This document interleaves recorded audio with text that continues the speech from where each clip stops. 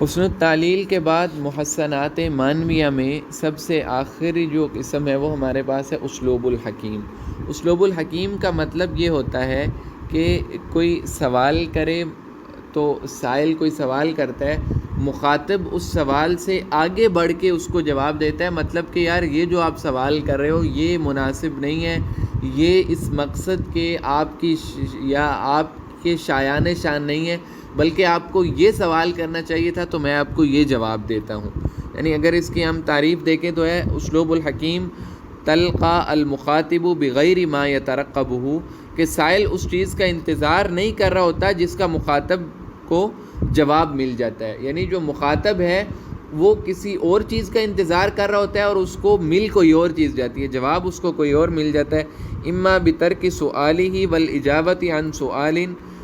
لم یسألہ، یا تو جو اس نے سوال کیا تھا اس کے علاوہ اس کو کسی اور سوال کا جواب مل گیا اور اس کے اصل سوال کو ویسے ہی چھوڑ دیا گیا۔ وَإِمَّا بِجَعْلِ كَلَامِهِ عَلَى غَيْرِ مَا كَانَ يُقْصَدُ، یا اس کے کلام کو یوں سمجھا گیا کہ اس کا ارادہ ہی نہیں کیا گیا تھا، اشارتاً اس بات کا اشارہ کرتے ہوئے أَنَّهُ كَانَ مِنَ الْأَفْضَلِ أَن يَسْأَلَ هَذَا السُّؤَالَ، کہ بہتر ہوتا کہ آپ یہ سوال کرتے، او یقصد هذا المعنی، یا آپ اس معنی کا ارادہ کرتے۔ تو مطلب یہی ہوا کہ اسلوب الحکیم کا مطلب ہے کہ انسان کوئی سوال کرے تو جو مجیب ہے، جواب دینے والا ہے، وہ اس کے سوال کی بجائے اس سے آگے بڑھ کے اگلے درجے کا جواب دے، اور اشارہ یہ کر رہا ہوتا ہے کہ جو آپ نے سوال کیا ہے یہ بہتر نہیں تھا، بلکہ آپ کو یہ والا سوال کرنا چاہیے تھا جس کا میں آپ کو رپلائی کر رہا ہوں۔ تو اس کی مثال قرآن مجید میں ہے کہ یسألونک عن الأہلہ، کہ اے نبی جی آپ سے سوال کرتے ہیں یہ لوگ چاند کے بارے میں، کہ چاند کیوں پہلے شروع میں ہلال ہوتا ہے، کم ہوتا ہے، بالکل چھوٹا ہوتا ہے، پھر بڑا ہوتا رہتا ہے، بدر کامل ہو جاتا ہے 14ویں کا چاند، تو یہ کیا وجہ ہے کہ چاند پہلے چھوٹا پھر بڑا ہوتا ہے پھر دوبارہ چھوٹا ہونا شروع ہو جاتا ہے؟ اب اصل تو یعنی اس کا جو سوال ہے اس سے پتہ یہ چلتا ہے کہ اس کی وہ لوگ یعنی پوچھنا یہ چاہ رہے تھے کہ کیا وجہ ہے، یعنی اس کی جو اصل سائنٹیفک علت ہے وہ کیا ہے۔ لیکن جیسا کہ ہم جانتے ہیں قرآن مجید ہدایت کی کتاب ہے، کوئی جو اجرام فلکیہ ہیں ان کی پوزیشنز کو بتانے کے لیے نہیں یہ کتاب نازل ہو رہی، بلکہ اس کا تو مقصد لوگوں کی روحانی زندگیوں سے باعث ہے ان کو بہتر کرنا ہے۔ تو اسی لیے اللہ تعالیٰ نے یہ جواب دیا کہ قل ہی مواقیت للناس والحج، آپ کو اس کی جو سائنٹیفک ریزن ہے اس کے جانب توجہ نہیں کرنی چاہیے، بلکہ وہ انسان کا ایک اپنا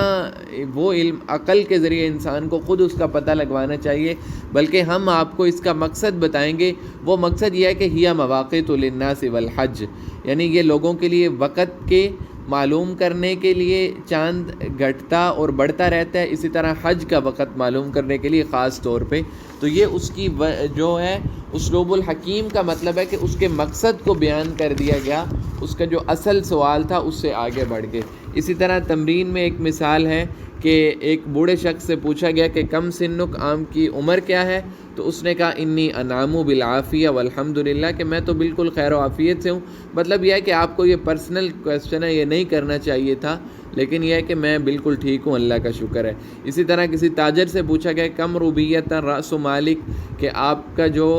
تجارت ہے، کاروبار ہے، اس میں انویسٹمنٹ کتنی ہے، کتنے پیسے ہیں؟ تو اس نے کہا فقال انی امین وثقۃ الناس بی عظیمہ،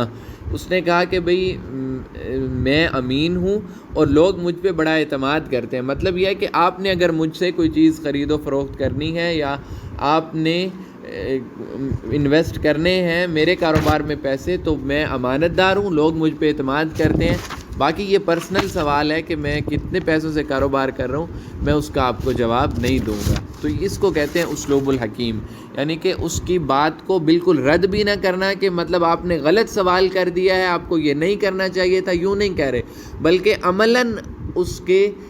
الگ جواب دے دیا، جس کا مطلب ہے کہ یہ سوال کی بجائے اگر آپ یوں پوچھ لیتے تو یہ زیادہ بہتر ہوتا۔ اس کو کہتے ہیں اسلوب الحکیم۔